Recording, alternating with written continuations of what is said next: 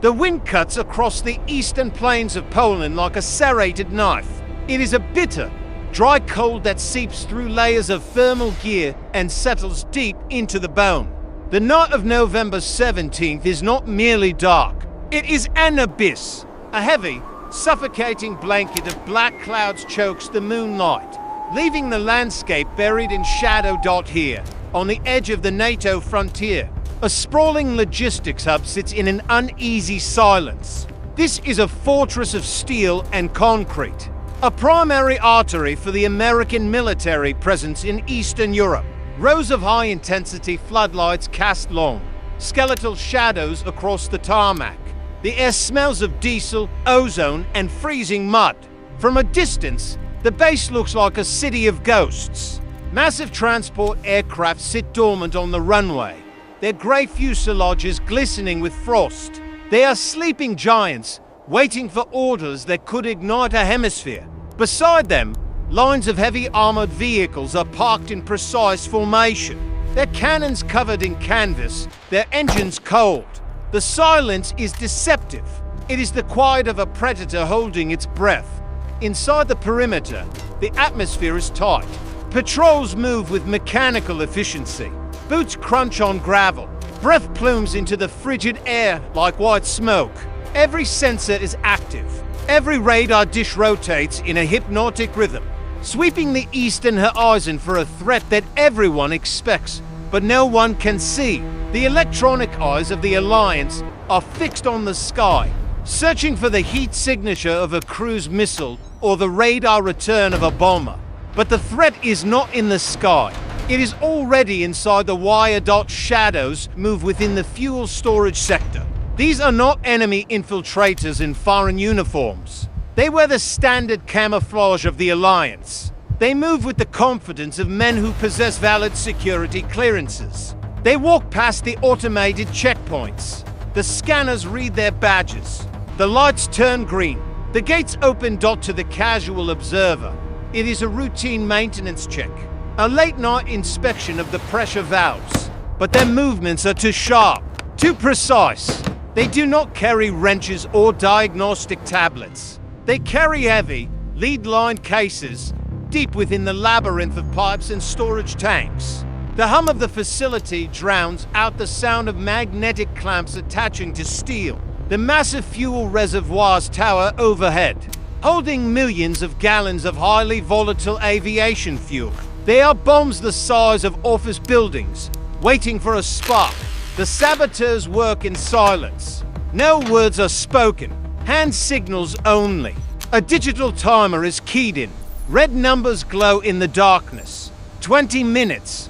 The device is small, indistinguishable from a standard junction box. But inside, complex circuitry is wired to a high-yield detonator. It is a piece of technology designed not just to destroy, but to mimic, to simulate the impact of a heavy warhead. They retreat into the shadows, melting back into the rhythm of the base. They vanish into the barracks, into the mess halls, blending perfectly with the soldiers they are about to betray. The base continues its nightly routine. In the command center, screens glow with blue and green data streams. American and Polish officers monitor the airspace. The coffee is cold. The air is stale. The tension is a physical weight in the room. They are watching the border, hundreds of miles away.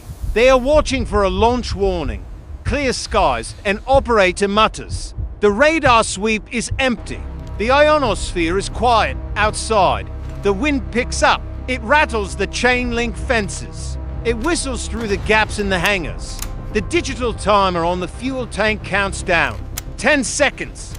The red light pulses faster. 5 seconds. The world holds its breath. 0. The night is murdered by light. It does not begin with a sound.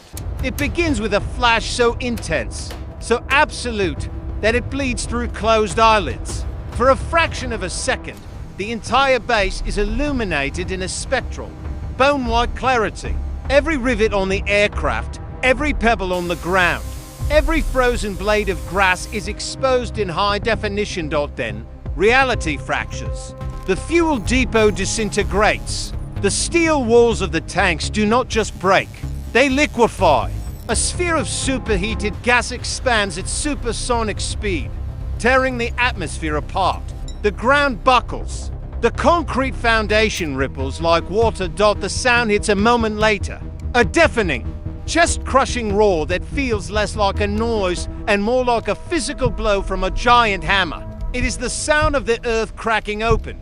Windows in the barracks, half a mile away, are blown inward in a shower of razor-sharp dust. Sleeping soldiers are thrown from their bunks. Alarms scream, but they are drowned out by the continuous, rolling thunder of secondary explosions. The aviation fuel ignites, sending a pillar of fire clawing toward the heavens. It is a tower of hellfire, spiraling upward, turning the black night into a blood-red dawn. The heat is instantaneous and blistering. It melts the frost on the wings of the transport planes. It blisters the paint on the nearby hangars. Debris rains down on the base. Twisted shards of steel, burning rubber, and chunks of concrete fall like meteors. A heavy armored vehicle, parked too close to the blast zone, is flipped onto its side like a child's toy, its tracks spinning uselessly in the air. The shockwave sweeps across the plains, setting off car alarms in villages 10 miles away. Panic. Absolute chaos incoming. Incoming! The cry tears through the radio channels. Soldiers scramble into gear, stumbling through the smoke. The air is thick with the acrid taste of burning chemical propellant. Visibility is zero. Thick, oily black smoke billows from the crater, rolling over the tarmac like a tidal wave. Swallowing the floodlights. In the command center, the screens flicker and die, then reboot. The officers are shouting, "Report impact analysis. We have a directive. Sector 4 is gone. Missile track? Where is the track? No track. Radar was clear. It just appeared." The confusion is total. The logic of war dictates that an explosion of this magnitude must be a missile, a cruise weapon, a hypersonic strike. The human mind rushes to fill the gap, to find an enemy. And the enemy is always to the east. Sirens wail across the Polish countryside. Fire trucks screech out of their bays, their red lights cutting through the haze. But the heat is too intense. They cannot get close. The fire is feeding on itself, sucking the oxygen out of the air, creating a firestorm that roars like a jet engine from the perimeter. It looks like the apocalypse. The flames twist and dance, casting monstrous shadows against the smoke. The American flag, hanging from the main pole near the entrance, is illuminated by the flickering glow. It is covered in soot. The narrative begins to form before the dust is even settled. Communication lines buzz with encrypted priority. Messages: Washington, Warsaw, Brussels. The base is under attack. Russian strike. Suspected. Casualties high. Nobody stops to ask why the radar was silent. Nobody looks at the seismic data that shows the explosion pushed outward from the ground level, not downward from the sky. The fear is too raw. The anger is too hot. Within minutes, the footage hits the secure networks. Shaky, handheld video taken by a soldier on the perimeter. It shows the inferno. It shows the devastation. It looks exactly like the aftermath of a heavy warhead impact. The visual confirms the bias, but deep in the wreckage, buried under tons of twisted metal, the fragments of the detonator remain. The magnetic clamps are fused to the remnants of the pipe. The evidence of treachery is there, hidden in the heart of the fire. The attackers, the men who walked out of the shadows and planted the device, are now standing in the muster lines. They are coughing. They are feigning shock. They look at their handiwork with cold, dead eyes. They have lit the match. Now they wait for the world to burn. The fire at the logistics hub is not just a tragedy. It is a signal dot as the flames leap higher, illuminating the frantic movements of rescue crews. The geopolitical machinery gears up. The gears of war, rusted and heavy, begin to grind. In the Pentagon, phones are ringing off the hook. In the Kremlin, Generals are waking up to accusations they do not understand. In Warsaw, the government is convening an emergency war council. The narrative is set. The trap is sprung. The explosion in Poland is the stone thrown into the pond. And the ripples are moving fast, turning into waves that will crash against the shores of every continent. But the knot is not over. The chaos at the base is merely the prelude. Away from the fire, in the dark forests surrounding the facility, other eyes are watching. Russian intelligence assets, embedded deep undercover, are observing the chaos. They see the fire. They hear the accusations flying over the radio waves. But their equipment tells a different story. Their portable sensors detected the electromagnetic pulse of a ground-based detonation. They saw the lack of an aerial trail. They know this was not a missile. Moscow needs to know. The lead scout whispers, his voice barely audible over the wind. This is a stage play, and the curtain just went up. He keys his transmitter. A burst of encrypted data shoots up to a satellite, then bounces down to a bunker in Moscow. The message is short. Anomaly detected. Explosion internal. No inbound trajectory. Provocation imminent. But truth is slow, and fear is fast. By the time the message reaches the Russian High Command, the American forces in Poland are already moving to condition red. The base is locking down. The gates are sealed. The heavy armor is starting its engines.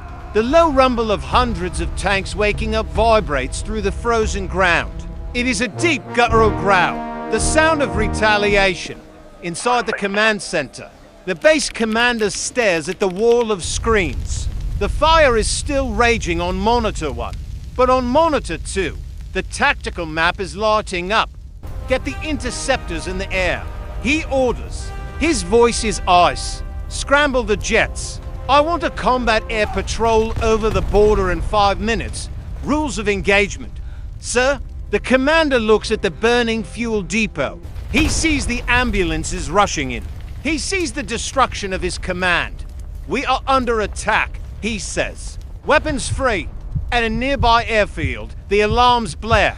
Pilots sprint across the tarmac. The canopies of stealth fighters slam shut. Engines whine, building to a scream. Afterburners ignite, shooting blue flames into the darkness. One by one, the black jets tear down the runway and lift into the sky. They carry a full payload of air-to-air missiles. They turn east, toward the border, toward Russia. The sky is no longer empty. It is filling with the sharp, deadly shapes of war darts simultaneously across the border. The Russian early warning radars pick up the launch. The screens in the Russian air defense centers bloom with targets, multiple contacts. Eye speed, approaching the frontier. The Russian commanders hesitate. They have the report from the scouts. They know the explosion was a lie, but the jets coming toward them are very real. Activate the batteries, the Russian general orders. Lock on, but do not fire unless fired upon. Hold the line. Huge radar trucks in Belarus and Western Russia rotate their massive antennas. Long-range interceptor missiles are elevated on their hydraulic ramps. The distinct, lethal silhouette of air defense systems rises against the starlit sky. The tension stretches until it humps. Two massive military machines are staring each other down, face to face, weapons drawn. Back at the Polish base, the fire is finally being contained. But the damage is done. The fuel supply for the entire armored division has been vaporized. The logistical backbone is broken. This adds to the fury. This was a surgical strike. It was designed to cripple them. They hit our fuel, a logistics officer says, staring at the wreckage. They're trying to ground us before they invade. It is the perfect logic for a false narrative. Every piece fits. The internal sabotage mimics a strategic preemptive strike perfectly.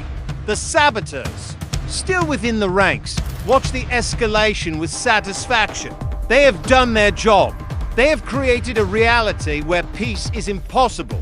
The wind continues to howl, carrying the thick black smoke eastward. It crosses the border, drifting over the silent forests of Belarus, a dark omen of what is coming. The world has changed in the last hour. The diplomatic channels are closing. The hotlines are going dead. The language of diplomacy is being replaced by the language of targeting coordinates and kill zones. Underneath the noise, underneath the sirens and the jet engines, the ground itself seems to vibrate. It is the vibration of a massive mobilization. In Germany, heavy transport trains are being loaded. In the Baltic states, infantry units are being roused from their sleep and issued live ammunition. In the Black Sea, grey hulls turn in the water, aiming their prows north. The trap was set with a single explosion, but the avalanche it triggered is now unstoppable. The first phase is complete. The trigger has been pulled. The bullet is in the air, and the intended target is the fragile piece that has held the continent together. As the sun threatens to rise, it will not bring light. It will bring the realization that the darkness has only just begun. The smoke from the burning fuel depot mixes with the morning mist, creating a toxic, grey fog that obscures the horizon. Through this fog, the shapes of the next chapter are already emerging. They are angular, they are steel, and they are hungry for war. The physical shockwave has barely dissipated before the digital shockwave begins. It moves faster than the speed of sound. It moves at the speed of light. Through fiber optic cables buried deep beneath the Atlantic. Through satellite uplinks humming in the stratosphere. The footage of the burning fuel depot hits the global network with the force of a tactical warhead. Screens ignite. In London, in Paris, in Berlin, in New York, the darkness of the early morning is shattered by the glow of millions of smartphones. Notifications cascade like rain. The vibration of devices on bedside tables creates a collective, mechanical hum across the Western world. Breaking news. The banners are red. They scream across the bottom of television screens in every language. The font is bold. The message is singular. Attack on NATO soil. The video clips looping on the 24-hour news cycles are terrifyingly clear. High-definition terror. They show the fuel depot in Poland tearing apart. They show the fireball consuming the night. But there is something else. Something added. Grainy footage, allegedly from a dashboard camera, shows a streak of light descending from the east. A missile trail. A sharp, jagged line of white phosphorus cutting through the black sky before impact. The audio is enhanced. The screech of a jet engine. The thud of an impact. It is perfect. It is too perfect. News anchors speak in rapid, breathless staccato.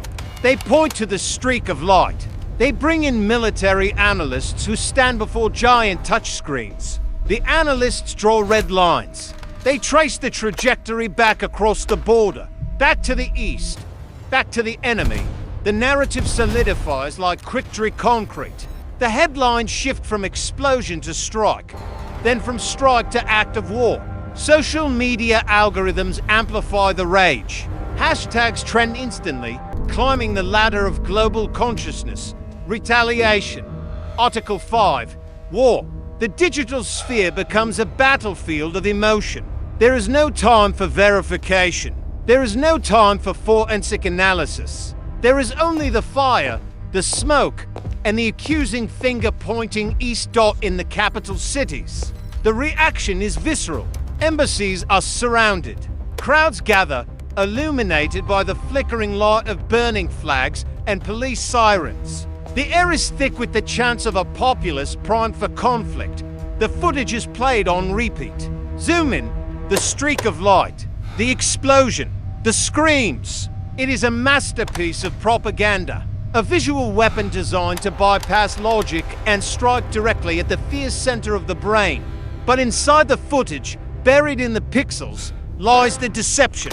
The shadows of the buildings do not align with the time of the explosion. The color of the missile trail is slightly too white, slightly too clean for a solid fuel propellant. The sound of the jet engine lacks the Doppler shift of a supersonic object. The public does not see this. The public sees only the fire. Government podiums are taken over by stern faces in dark suits. They grip the sides of the lecterns. They speak of crossing red lines.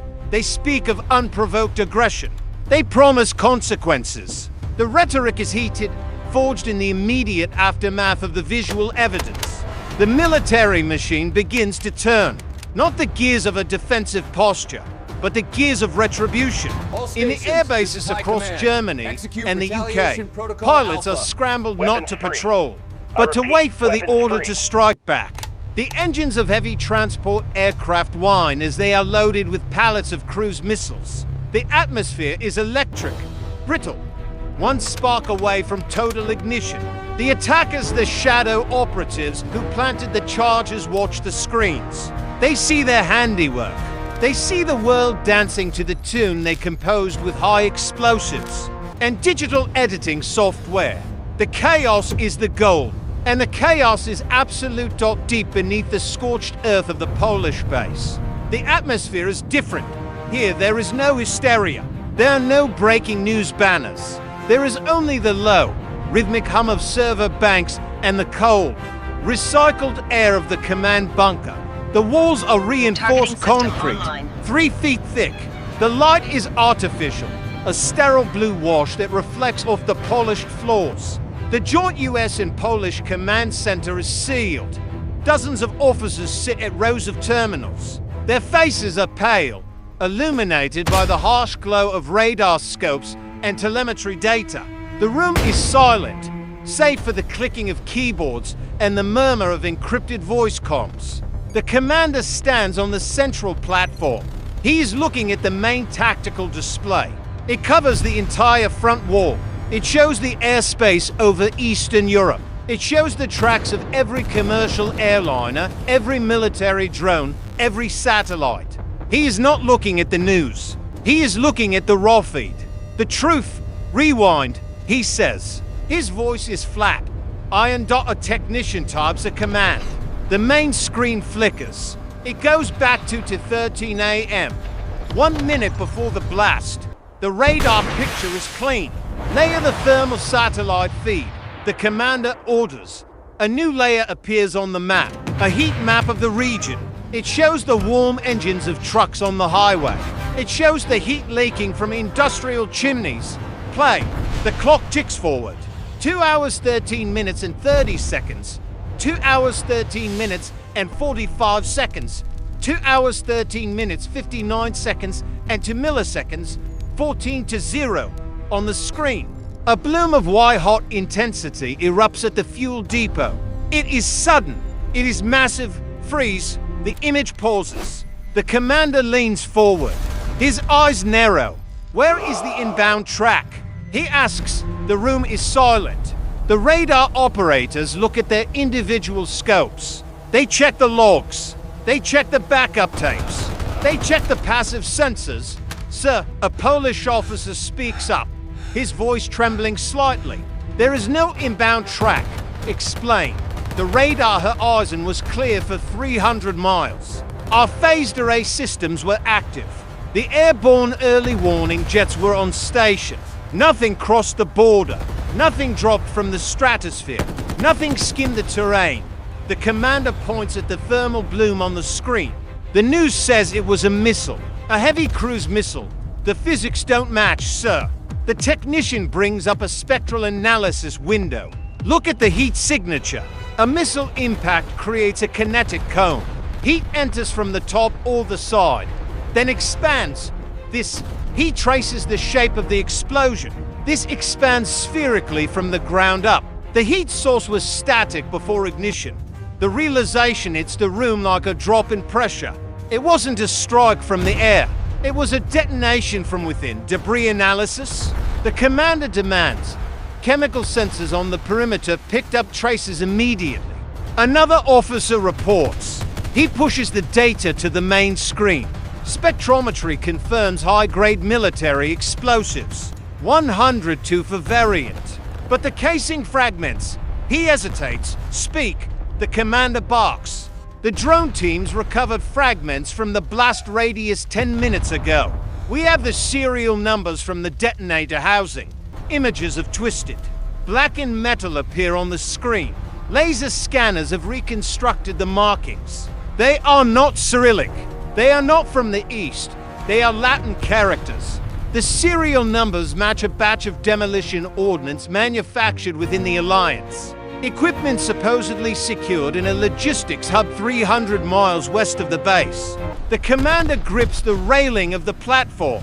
His knuckles turn white. "You are telling me," he whispers, the sound cutting through the recycled air, "that we were hit by our own munitions?" "It appears so, sir. And look at this."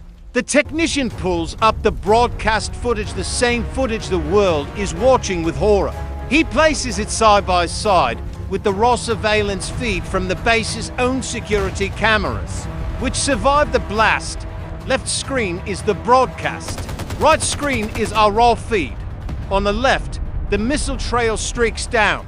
On the right, the sky is empty, pitch black, peaceful, until the ground simply explodes. The broadcast is a fabrication, the technician says. A deep fake, high quality, state-level capability. But the light sources don't match the ambient moon phase. And the missile trail, it's a digital overlay. The commander turns away from the screen. He looks at his staff. He sees the dawning horror on their faces. The world is screaming for war against an enemy that didn't pull the trigger. The fleets are moving. The jets are arming. The rhetoric is spiraling out of control. All based on a lie. Secure the room, the commander orders. Cut the external data link.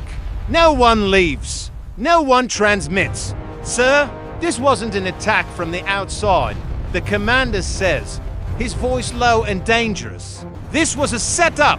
Someone rigged that depot. Someone fabricated that video. And someone just pushed us to the edge of the abyss."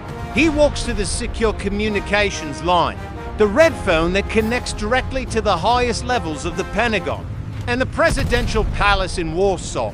"We have a saboteur," he says to the air, "and they are inside the gates." The bunker vibrates, not from an explosion this time, but from the heavy rumble of friendly jet fighters taking off from the runway above, loaded with real warheads. Flying on false orders, the commander picks up the receiver. The line hisses with static. "Abort," he says into the mouthpiece. "Abort everything. The target is false." But outside, the gears are already grinding. The heavy tanks are rolling out of their revetments. The missile silos are opening.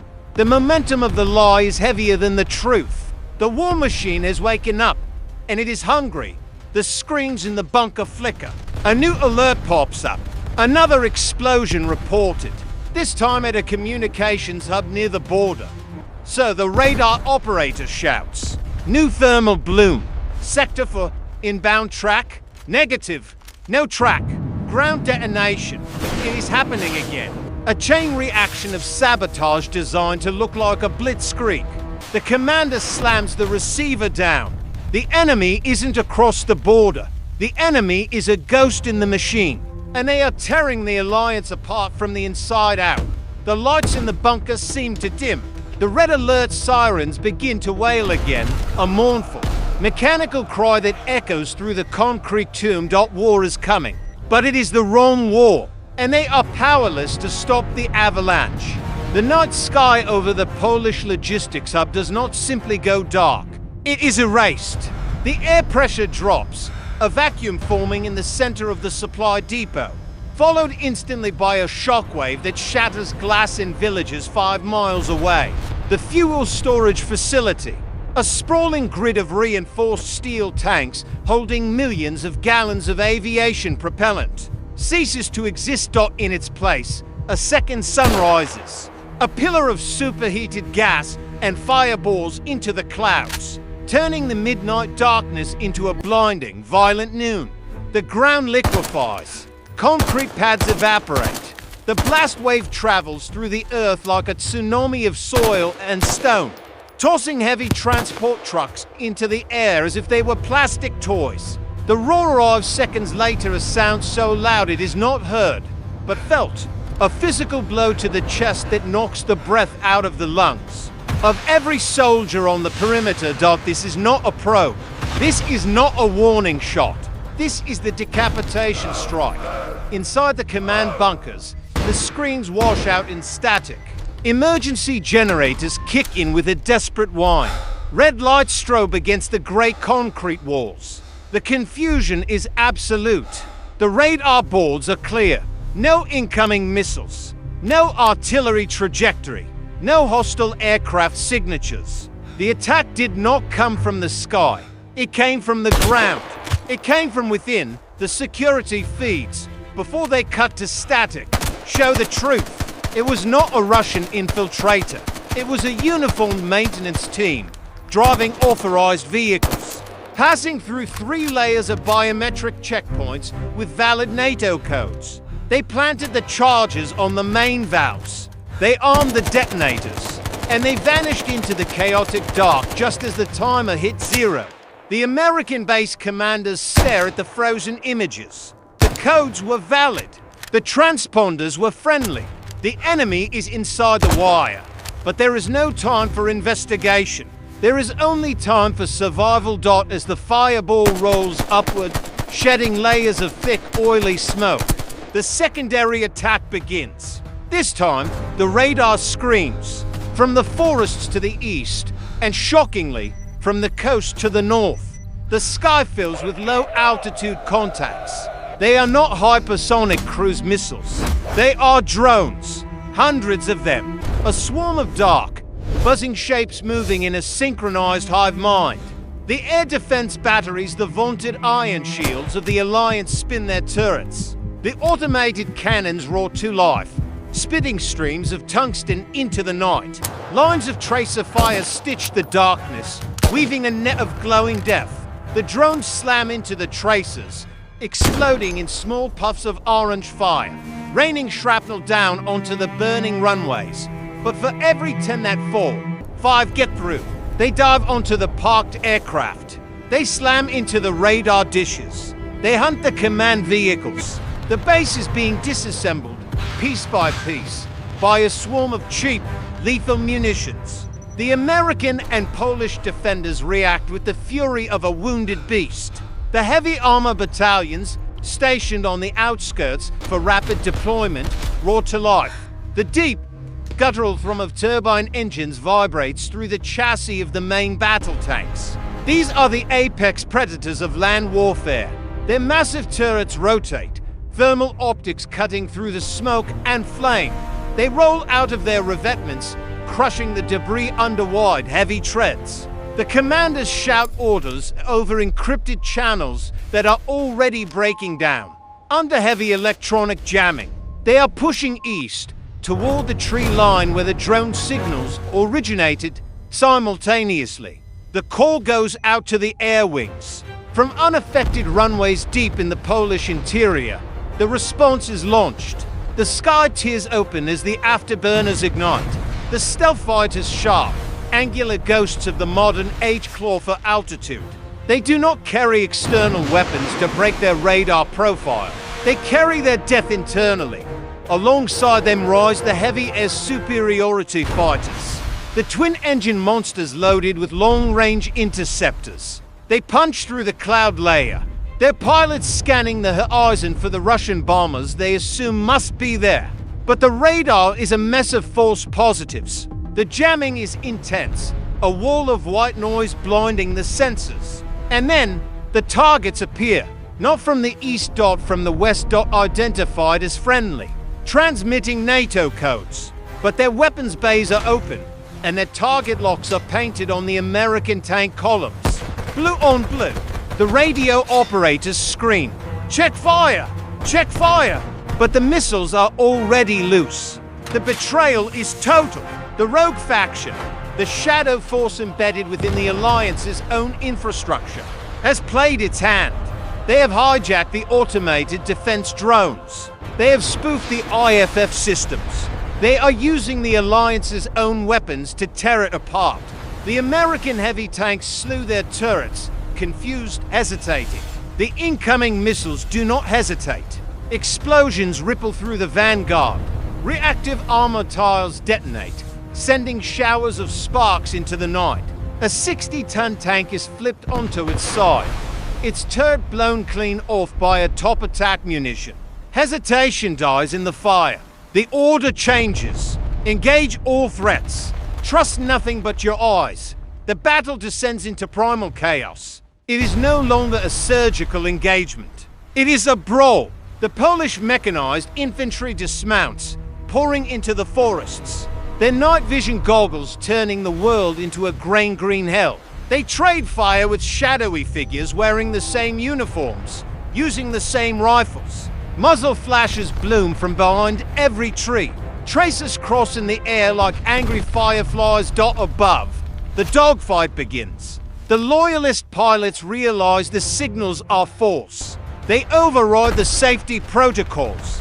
The stealth jets drop their radar cloaks to engage at visual range. It is knife fighting in a phone booth at supersonic speeds. The sky is crisscrossed with the white smoke trails of heat-seeking missiles. Flares pop and burn, decoying the deadly seeking heads.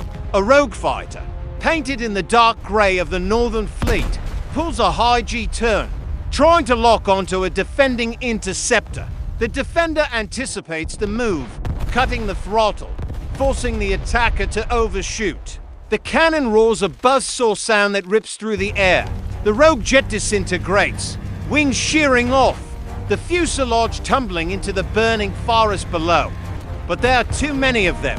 The sky is thick with hostile aircraft dot to the north, in the cold, black waters of the Baltic Sea.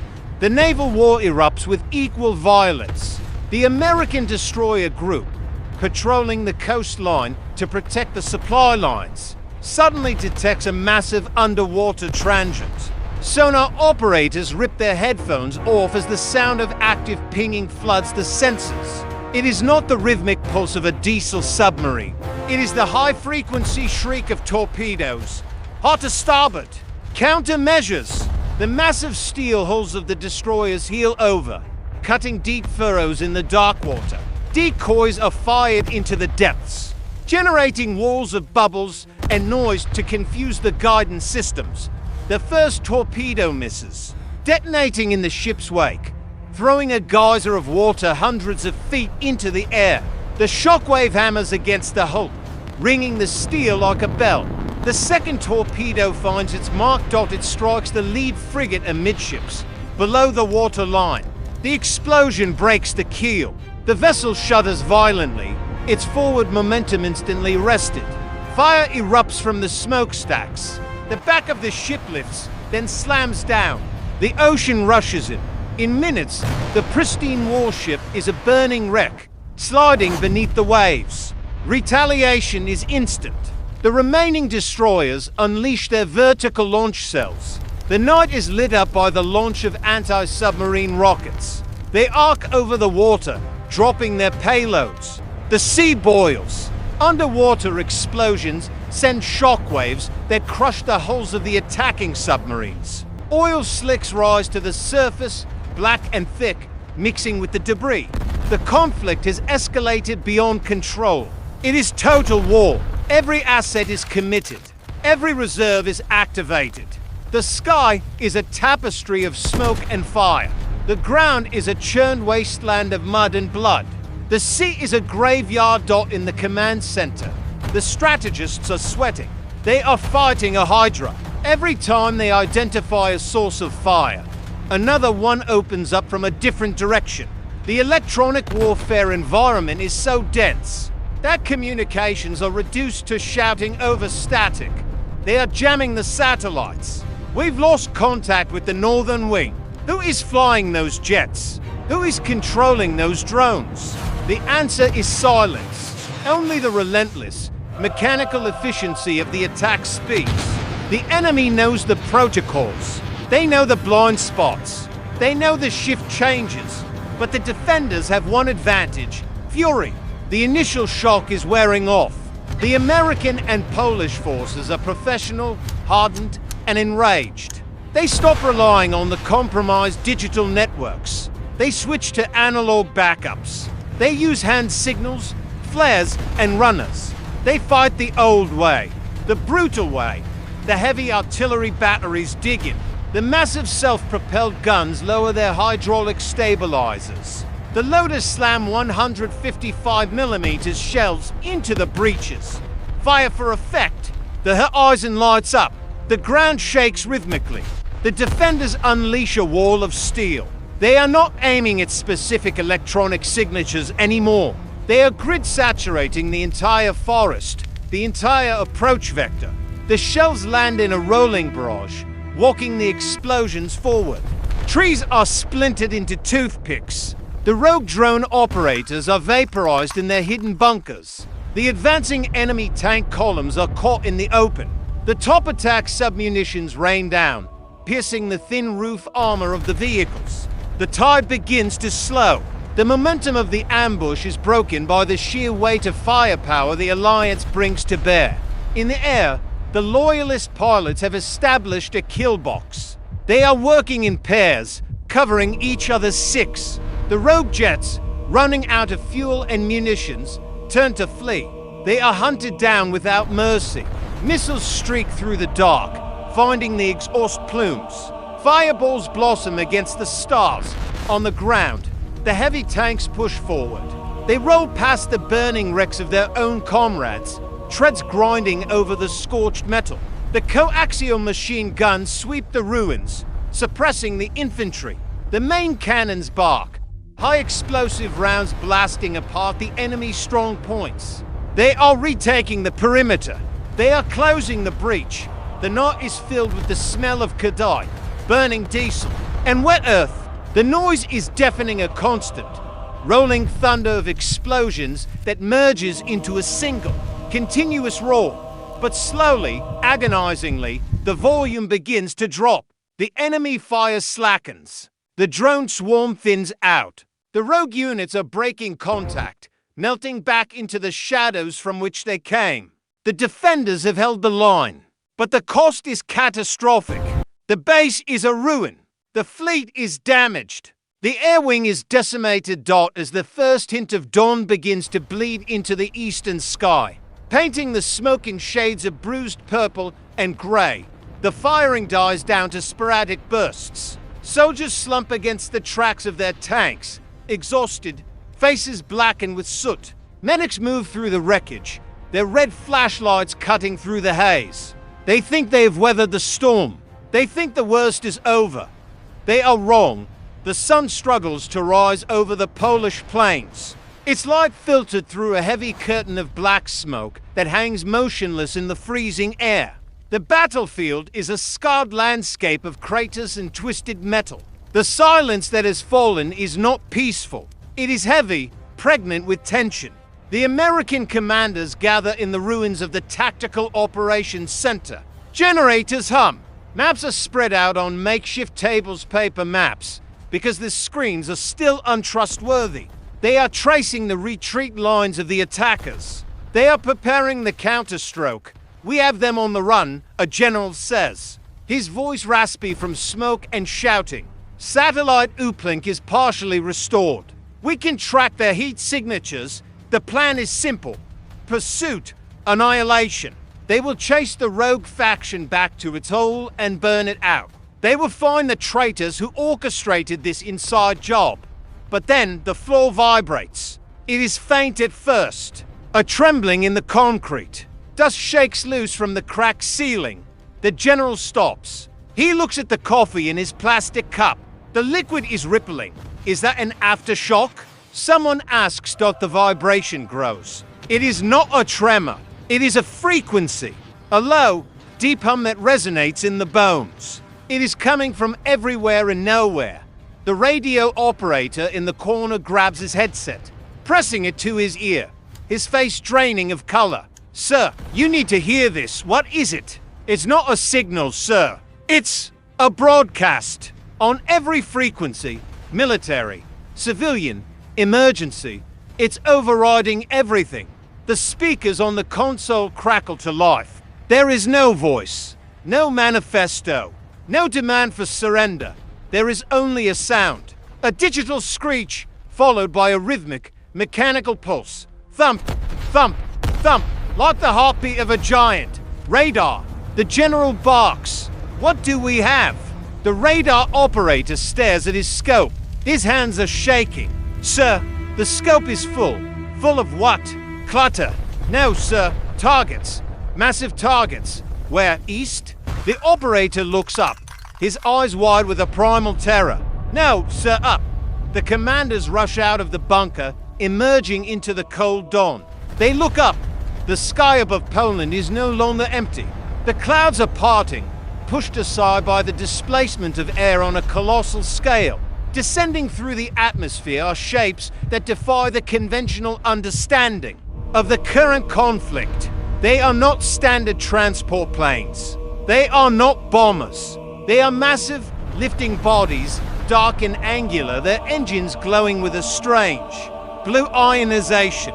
They are descending slowly, ominously, casting shadows that stretch for miles across the battered landscape. They do not bear the markings of Russia. They do not bear the markings of the Alliance. They are unmarked, grey monoliths of steel and composite, and they are not alone. On the horizon, to the north, south, and west, the ground begins to rumble. Emerging from the morning mist are columns of vehicles, but they are not the tanks that fought in the night. These are different, sleek, unmanned, turrets rotating with robotic precision. The sea turns white as new keels slice through the water. Ships that were not on any naval register. Submarines surfacing in unison, their missile hatches opening. The soldiers on the ground lower their weapons. The exhaustion is forgotten, replaced by a paralyzing awe. The scale of the arrival is impossible. It is an army that has materialized from the ether. Who are they? Are they the forces inside NATO revealing their true face? Are they a secret contingency force activated by a dead hand switch? Or are they something else entirely, a third player that has been watching, waiting for the two superpowers to bleed each other dry? The rogue forces that had been retreating suddenly stop. They turn, they do not fire at the new rivals. They integrate with them. The realization hits the defenders like a physical blow. The attack on the base was not the war, it was the distraction. It was the clearing of the board. The massive aerial platforms hover over the key cities. The new armored columns surround the remaining defender positions. The weapon systems lock on. A single light blinks on the lead aerial cruiser. A beam of high-intensity light sweeps the ground, blinding the observers. The radio crackle returns. The rhythmic heartbeat stops. A synthesized voice, cold and devoid of humanity, speaks 3 words across the global frequency. 3 words that signal the end of the old world and the beginning of the unknown. Intervention protocol active. Then, the sky lights up one last time. Not with fire, but with beams of pure, focused energy. The screen fades to black. The sound of the hum rises to an unbearable pitch. Silence. End of part 3.